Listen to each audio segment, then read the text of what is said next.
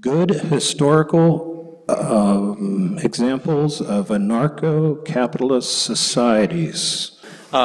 There's never been a society of exactly the kind that that we advocate. But then, there's never been a perfect example of a minarchist society either. So, but what you can do is you can look at historical cases where various different mechanisms that we talk about were in place. Maybe nobody had quite the whole package, but every part of it's been tried.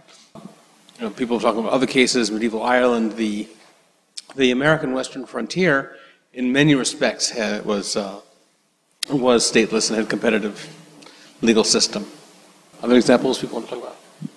There was an article, The Not So Wild Wild West, in the Journal of Libertarian Studies, of which Roderick was the editor, and it gave that as an example. Joe Peden does stuff on ancient Ireland. David Friedman did stuff on ancient Iceland.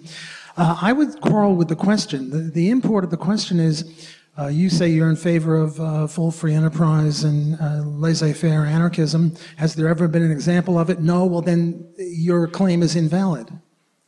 We also claim that we want a society with no murder and no rape. Has there ever been such a society with no murder and no rape? No. Therefore, we have to retract our desire to have a society with no murder and no rape? No. So just because there's never been a perfect example, and we're on the wrong side of the Garden of Eden for perfection, just because there's never been an example doesn't undermine the claim that it's a good thing.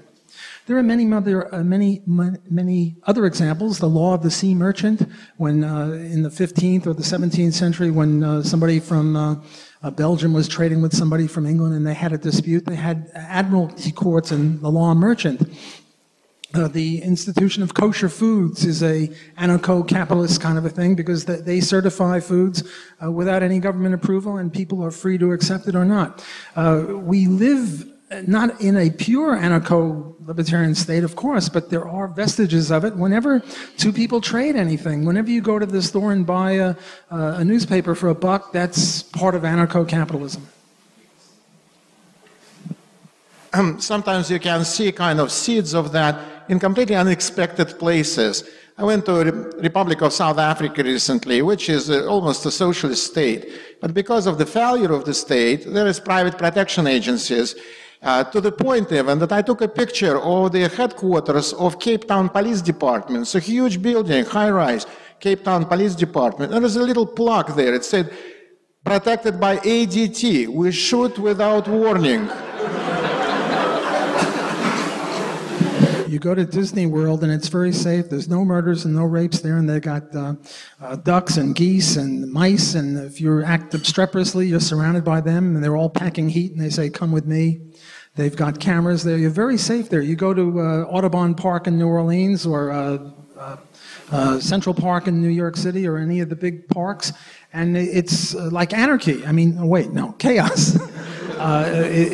Because when people get murdered there, nobody loses money. There's no weeding out of inefficient management of public spaces. Whereas in private spaces, it's pretty safe. This place here, this club, is a pretty safe place because if it weren't, they would lose money and we would have, they would go broke, or they would tend to go broke. If something happens in the streets of Chicago, the mayor of Chicago doesn't lose money, nor does the police department. So we have little vestiges of it all over if you look carefully for it. Just one quick last note. People often point to Somalia as an example of the horrors of anarchy. But the question is, what's the relevant comparison?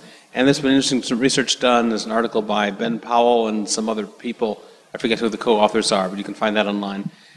Somalia after state collapse. And the point is that if you compare Somalia both with if you compare stateless Somalia with its earlier state-ridden self, and also if you compare it with its neighbors of comparable economic and cultural and political development and so forth, it's safer and more orderly than those places. So what that suggests is that the market always does the best it can with the materials that it's got. So if you've got a very poor country with a horrible history of and stuff, then it can't do as well with it as it could do with another country, but it does better.